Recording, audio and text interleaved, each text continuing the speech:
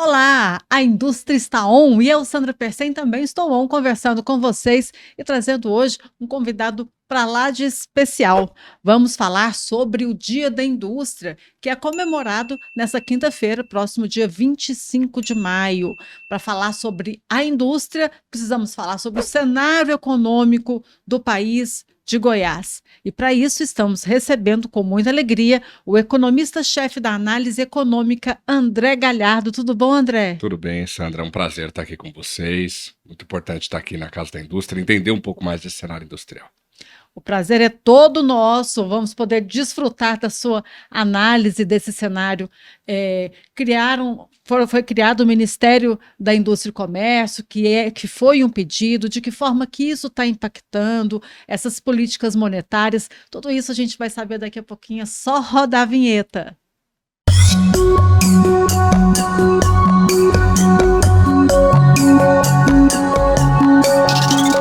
A indústria está on e eu, Sandra Persen, estou on conversando com vocês e com o nosso convidado, o economista-chefe da análise econômica, André Galhardo.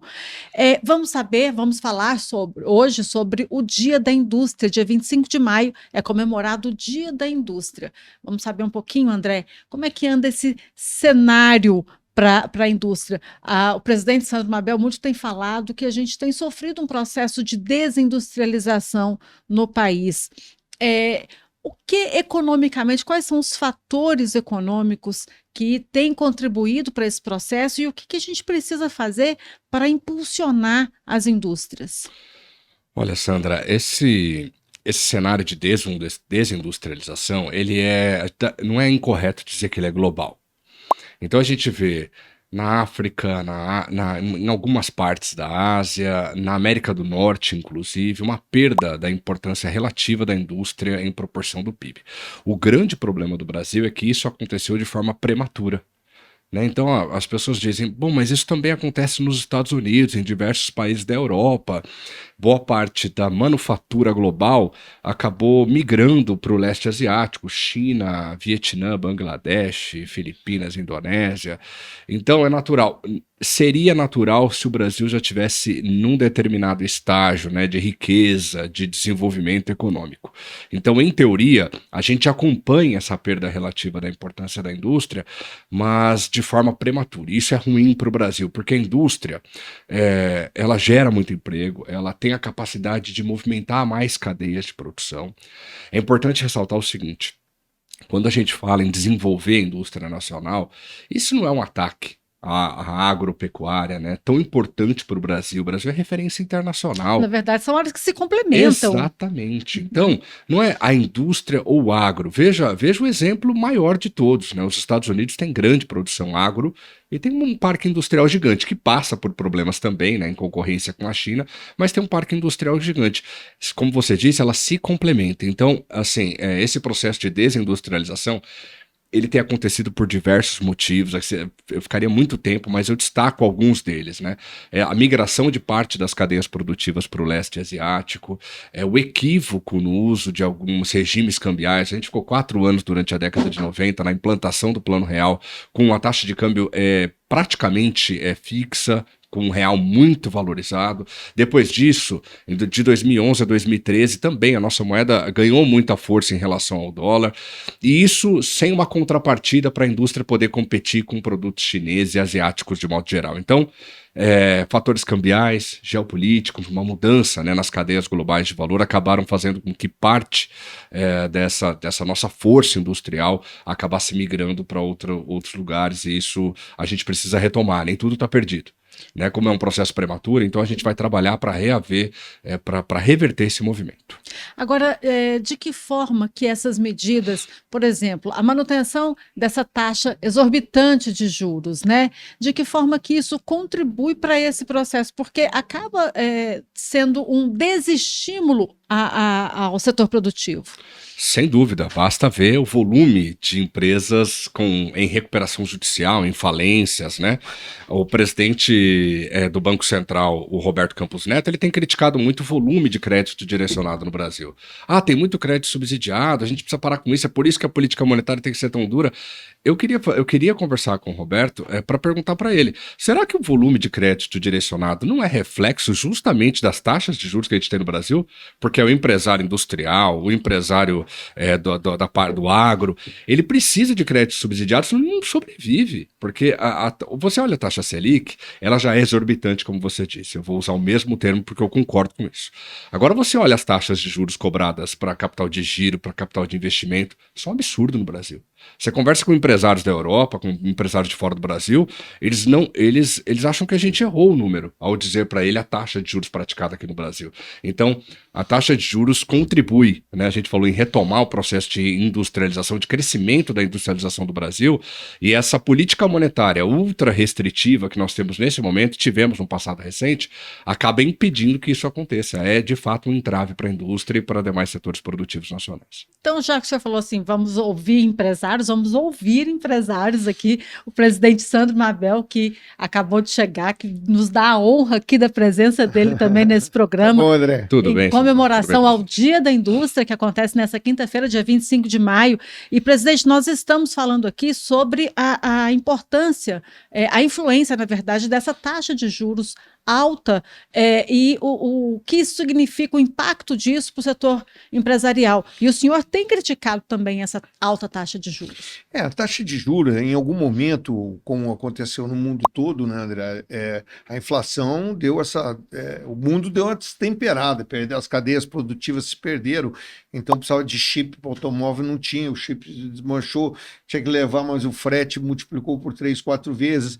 Então isso tudo gerou uma inflação em todos os países que tradicionalmente não tem inflação. Você vê o Reino Unido, você vê os Estados Unidos, você vê a Europa como um todo, uma inflação muito alta, e o remédio acaba sendo uma subida também da taxa de juro.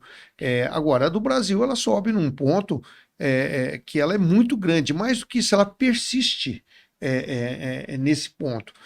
E fica impossível não só contratar novos investimentos, mas sobreviver quem os contratou e está aí pagando os investimentos, entende? Contratou com uma taxa de juros aí, um IPCA, mais uma taxa de juros de 3%, e de repente ele tem um IPCA que subiu um absurdo e a taxa de juros foi para as alturas. Então não tem negócio que aguenta uma taxa de juros de 20% ao ano, 21%, 18%, que é o que dá hoje um empréstimo com tudo, o all-in que a gente chama, né, com tudo incluso, ele dá muito grande. Isso daí nos preocupa quando nós falamos da agricultura. A agricultura desenvolveu a partir do momento que ela teve taxas de juros compatíveis com o negócio. E nós temos aí trabalhado muito para o setor de mineração, e o setor de mineração enfrenta o mesmo problema.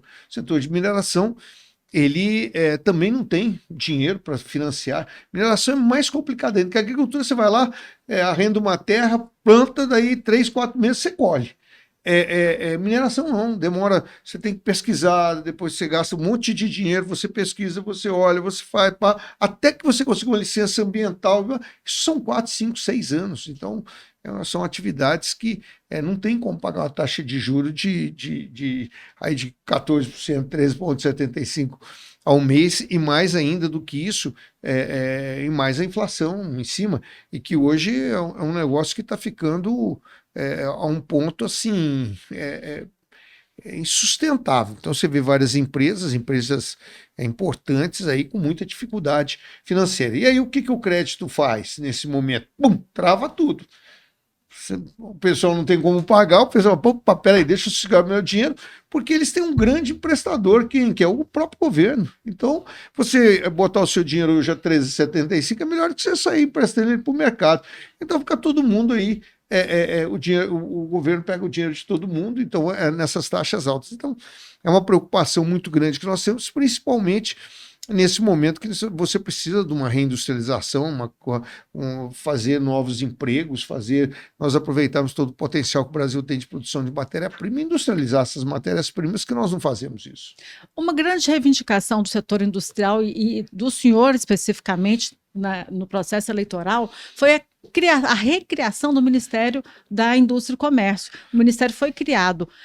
Ele tem cumprido a missão? Qual que é a expectativa do senhor em relação a a atuação desse Ministério? O vice-presidente Alckmin é um preparado, né, André? Ele é uma pessoa... agora, ele é vice-presidente, em primeiro lugar. Então, tem uma diretriz de governo na frente. Ele entende que tem que se criar um ambiente para, na hora que a situação melhorar, mas não depende muito dele a parte do juro ou de se melhorar uma situação de industrialização. O que ele pode fazer é o que ele está fazendo, quer dizer, facilitando algumas coisas, abrindo novos horizontes, abrindo uma condição para que as indústrias possam se instalar com menos burocracia, ou se possa fazer associações com outras pessoas de fora, se possa buscar aproveitar essa matéria-prima toda que nós temos no Brasil. Pensa só, não tem cabimento o Brasil exportar todo o minério de ferro dela para a China. A China, até alguns anos atrás, não processava minério de ferro nenhum. Nós temos aqui, dentro de casa, vai frete para lá, frete para cá, frete para o mundo inteiro, para nós exportarmos um minério de ferro que custa aí, sei lá o quê, 10% do preço da tonelada do aço, entende? Então, são coisas que estão desajustadas. E o Brasil não encontrou o caminho para industrializar. Existe um prognóstico de reversão desse quadro? Olha, Sandra, é importante dizer assim, que a gente tem responsabilidade, né? Então, quando a gente fala que a taxa de juros está alta, não é que a gente quer que reduza a ponto de provocar um processo inflacionário novo, porque a gente sabe que tão ruim quanto uma taxa de juros alta pode ser um processo inflacionário fora do controle. Só que não tem, quase que é proibido falar de redução da taxa Selic. O Banco Central poderia usar uma taxa de juros mais baixa, esse é o primeiro ponto, está claro para mim. A gente tem a taxa real de juros mais alta do mundo hoje. O Brasil não precisa de uma taxa de juros tão alta. Há muito tempo eu escrevi um artigo sobre como a Rússia contornou os problemas inflacionários lá, com uma taxa de juros muito menor que a brasileira.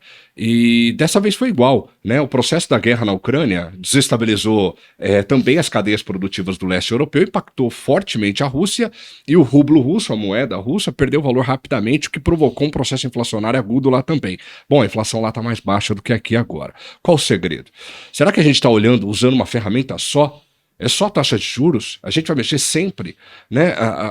Será que os setores estão devidamente organizados? Será que a gente não tem uma concentração em diversos setores, principalmente de varejo? Eu falo sobre isso, isso também gera muita controvérsia, mas a gente vê o índice de custo de crédito no Brasil num patamar muito alto, muito elevado, fora da normalidade. E a gente fala um pouco sobre a concentração bancária. 80% do volume de crédito que é concedido no Brasil está na mão de 5 bancos e 2 deles são estatais.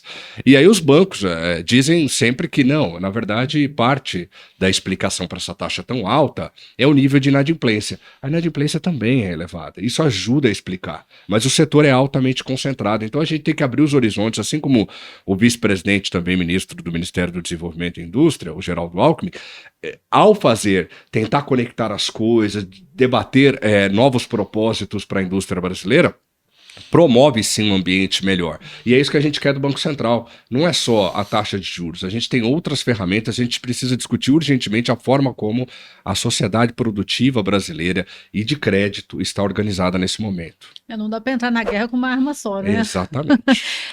Presidente, e o que a gente pode fazer? Fala de boa notícia nesse Dia Nacional, Dia da Indústria. Como é que a gente pode reativar esse processo de reindustrialização, principalmente aqui no estado de Goiás? Sandra, um processo de industrialização, ele não é feito só pelos industriais. Você tem que ter uma política de industrialização. Em 1984, quando eu vim aqui para Goiás, definitivo, eu fui até um governador na época, o Onafuquinan, falando para ele fazer um projeto que tinha sido feito só para risco e guardado na gaveta.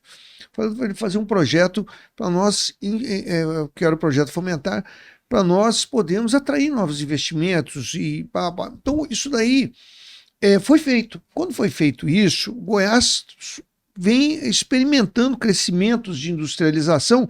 O governador Ronaldo Caiado deu uma atrasada um pouco nesse assunto, porque ele cortou muita coisa dessa área de incentivos, ele prejudicou com aquele Protege, que foi uma taxa muito grande que ele colocou tal, mas mesmo assim ainda existe um atrativo, porque o Estado produz coisas interessantes, tem um mercado interessante.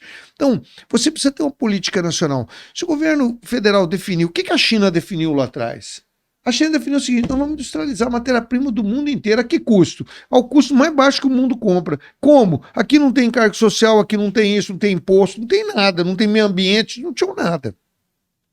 Agora que eles estão começando a ter que se regularizar, porque o mundo todo está pegando em cima deles, mas mesmo assim é feito isso. Agora você pensa, nós temos tudo que é tipo de grão aqui. O Brasil produz todo tipo de grão, produz todo tipo de minério. Agora nós compramos aí fosfato, nós produzimos grão e o nosso adubo vem de fora. Você acha que tem cabimento? Nós temos reservas aqui no país para explorar isso. O que precisa fazer é determinar, aqui vai custar para explorar tanto. Então a energia disso vai ser um subsídio assim, que vai tirar da onde? Vai tirar disso, vai tirar daquilo, vai tirar de uma outra. Enfim, precisa ter políticas para você ir entrelaçando as cadeias e tendo condição de fazer, que foi o que nós fizemos aqui em Goiás o tempo todo. Assim começou lá na época do Quinan, depois foi para o Santilo, depois o Íris pegou firme, o Maguito deu mais um empurrão no assunto. Então isso tudo é um projeto que é o que a China fez também, o que a Coreia fez, Coreia do Sul. Então, esses países eram muito atrás do Brasil em industrialização e de repente saltaram na frente. Precisa ter determinação. Eu quero industrializar o país. Isso que o Brasil não consegue ter. Os estados não conseguem ter. O país só pensa na máquina pública, na gastança, na coisa. Lá se pensa diferente, entende? Então é esse pensamento que precisa mudar.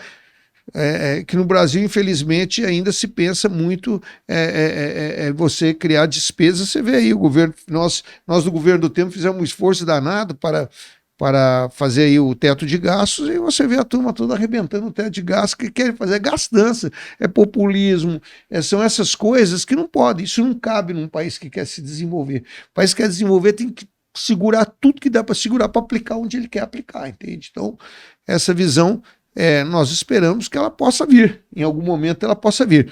Qual que é a notícia boa? É que o industrial é resiliente, ele é corajoso, ele vai, qualquer oportunidade, ele vem, amplia a fábrica dele, mexe e tal. Então é um crescimento com esse pessoal que é assim. É por isso que nós aqui na Federação das Indústrias, na FIEG, no SESI, no Senai, estamos fazendo o quê? Treinando mão de obra para esse povo, para dar uma condição de tecnologia, de mão de obra, de produtividade, que é uma coisa que nós podemos ajudar. Então nós estamos ajudando o máximo possível, que também não adiantará ter um programa e não ter treinamento dessa mão de obra. Então isso tudo se faz em conjunto. Nós estamos fazendo aqui a nossa parte, mas precisa que o país define em algum momento, como em algum momento se definiu, a agricultura vai ter subsídio, vai ter trator, vai ter isso, vai ter aquilo. Olha o que virou essa agricultura nesse país.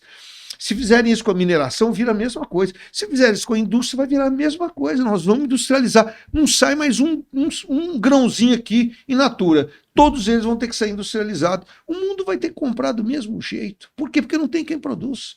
Então, é só porque o país não determina isso. Eu queria dar uma palavrinha nesse sentido. Eu costumo dizer isso, Sandro. Justamente, a gente tem... O grande problema do Brasil hoje é que a gente não sabe onde quer chegar. Em 1990, a China tinha um PIB menor que o brasileiro. Hoje é 10 vezes maior. O que eles fizeram? Boa parte da explicação, e eu concordo em grande medida com essa questão ambiental, e que agora eles passaram a se preocupar, grande parte disso, a China sabia onde queria chegar. Aliás, eles sabem onde eles querem estar em 2030, em 2040, em 2050, a gente não sabe onde a gente vai estar amanhã.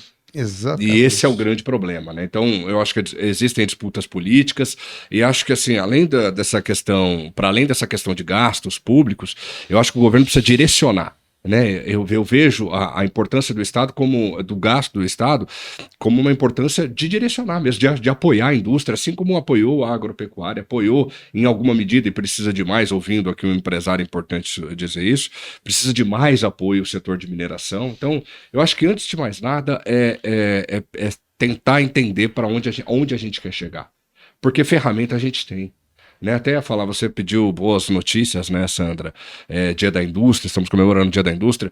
Eu acho que o estado de Goiás, ele congrega duas coisas muito importantes. Ele está numa posição geográfica e estratégica muito boa, né? Ele tem vocação industrial, 24% do PIB de Goiás vem da indústria, que é maior que a participação da indústria olhando nacionalmente.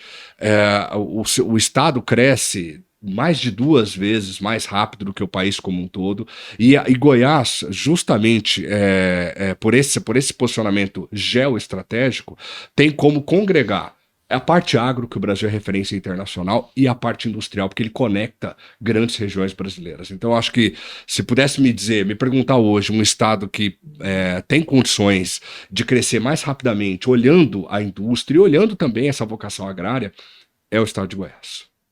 Que coisa boa, né? Presidente Sandro Mabel, Dia da Indústria, ser empresário industrial, seja por A mais B, aqui nós já falamos que não é fácil, mas o senhor gosta. Eu gosto. Em 15 de março passado, fez 50 anos que eu trabalho na indústria. 50 anos, olha o tanto que eu tô velhinho. 50 anos de indústria. Comecei com 13, né? E dentro disso daí, o que eu vejo é que a indústria, ela luta muito sozinha. Nós temos aí problemas de tecnologia, nós temos problemas de desenvolvimento, nós temos problemas de uma série de coisas que falta, como o André disse, o vento nunca sopra a favor de quem não sabe para onde quer ir. Quando você não sabe para onde quer ir, que é o que acontece com o Brasil, não é para cá, vai para lá, agora entra um governo novo, uma visão completamente desfocada do que vinha vindo se fazendo, quer dizer, nós não temos um plano de longo prazo, nós temos um Brasil, cada 4 anos nós temos um Brasil diferente, e dentro dos 4 anos nós vamos mudando o Brasil também, arcabouço daqui, isso daqui, quebra a lei de responsabilidade, faz isso, faz aquilo. Então são coisas que o país precisa de um ajuste de uma maneira geral. A população, lógico, precisa, na hora de votar, também prestar atenção, não em cada um pessoalmente, mas o que pode se construir o todo. No conjunto. No conjunto, e muitas vezes a gente vota só pensando no que é bom para cada um. E o país precisa criar uma linha. Logicamente, isso depende também das lideranças do país, que muitas também agora nem conseguem falar direito, que estão sendo caçadas aí na voz de falar. Mas a nossa visão para a indústria é o quê? Vamos continuar remando, vamos embora, vamos tocar para frente. Nós não temos como parar. A indústria é um transatlântico. A indústria não acelera e desacelera de um dia para o outro. Você não consegue, não é um barco que você bota o motor, aí, tira o motor, ele para. Não. Você tem que, o transatlântico, para começar a funcionar, você tem que carregar ele por mantimento, combustível, demora muitos dias para ele começar a pegar um impulso, ele demora muito. Lá no meio, se você resolver parar ele também, é um problemaço na velocidade, na descida, de você descarregar tudo aquilo, você colocar o transatlântico parado, entende? Então, a indústria ela não pode parar, ela tem que continuar caminhando. É por isso que a indústria é feita de homens resilientes, que tem disposição, que tem vontade, e isso é um grande patrimônio que a indústria brasileira tem. E se Deus quiser, aí, com a ajuda do governo também, o governo tem hora que não precisa nem ajudar, só não atrapalhar já ajudava muito, entende? Pode ser bom, mas vamos aí, estamos na luta aí no dia a dia e com fé que nós vamos ter um país mais industrializado. Esse avanço da produção internacional tem impacto também na produção industrial do estado de Goiás? Pode ser uma boa notícia também para o industrial goiano? Olha, Sandra, a gente tem um processo desafiador externo, né? A gente está vendo a Europa desacelerando, o Brasil fornece bastante coisa para a Europa. Nos Estados Unidos a gente está esperando por uma crise, que ainda não veio, ainda bem, mas a gente está esperando por uma crise, porque a taxa de juros lá está alta para o padrão norte-americano. E os dados chineses de março e de abril, eles não foram muito bons. Janeiro e fevereiro foi bom. Bom, o que isso tudo quer dizer? Que se a gente for olhar o cenário externo, as expectativas não são muito boas. tá? Mas existe uma possibilidade dessa crise acontecer de forma assíncrona. Então, primeiro a Europa começa a desacelerar um pouco, Estados Unidos também, mas a China tem força, porque acabou de sair do que eles chamavam de Covid zero lá, né? Uma política super restritiva de mobilidade, então isso tem feito com que o setor de serviços avançasse muito rapidamente lá, e isso pode ajudar o Brasil, porque o Brasil depende em grande medida do bom desempenho das economias do norte, né? Principalmente Europa, China e Estados Unidos, para poder vender as coisas que são produzidas aqui. Mas eu acho que, concordando com o presidente, com o que o presidente falou anteriormente, a gente precisa, para fugir dessas armadilhas, não que se a gente se industrializar bastante e fizer com que nenhum grão mais saia in natura do Brasil, a gente não vai sofrer o impacto. Vai sofrer, porque está tudo conectado, mas a gente sofre menos. Então, a gente precisa olhar para dentro e verificar o que a gente pode fazer para sofrer um pouco menos quando essas crises vierem. Então, boa parte da explicação passa por esse processo de industrializar aquilo que não faz mais sentido não ter industrializado. Como o Sandro disse, e eu concordo plenamente, a gente precisa começar a vender, dar valor agregado para aquilo que a gente faz. O café, a soja, o milho. O Brasil tem uma safra de milho recorde. Uma safra de soja que não tem para ninguém, minério de ferro. A gente precisa transformar isso, dar valor agregado, porque com isso a gente vai gerar mais emprego doméstico. E ainda que Europa e Estados Unidos desacelerem, a gente vai ter um pouco mais de segurança, a gente desacelera um pouco mais, de forma um pouco mais suave. Então é isso, é traçar metas e trabalhar para chegar lá. Isso, agora vamos para a boa notícia mesmo, para a gente estar no finzinho, estamos encerrando? Estamos encerrando. Eu estou vendo o horário, nós estamos encerrando. Então, boa notícia mesmo, Sandra, para os industriais goianos, pelo menos, é essa aplicação que SESI e Senai estão fazendo de mais de R$1 bilhão, ou quase R$1 bilhão, em educação, em treinamento, em desenvolvimento das indústrias, em competitividade, em gestão. Para quê? Para ensinar a indústria goiana, ou para aperfeiçoar, para melhorar a indústria goiana, para que ela possa produzir de uma forma mais competitiva e possa fazer. Então, nos próximos 4 anos, o industrial goiano vai ter um apoio grande nesse sentido, de nós estarmos treinando essa mão de obra e levando para frente esse desenvolvimento de competitividade e também de conhecimento de gestão aqui no estado de Goiás. Obrigada, presidente Sandro Mabel, pela presença aqui no nosso programa Indústrias da ON. Alegria minha, essa Indústria ON é um programa bacana. E hoje aqui recebendo o André craque, que conhece muito de economia, de tudo, que deu-nos o prazer de fazer. Muito obrigado, André, de estar aqui presente com a gente, tem participado dos nossos podcasts também. Eu sou ouvinte assíduo. Então, fica aí um abraço ao André. Também todos vocês que estão nos assistindo, estamos aí com essas discussões, mande aí sugestões para o programa, para trazermos novas pessoas para vir falar, pessoas que entendem de diversos ramos.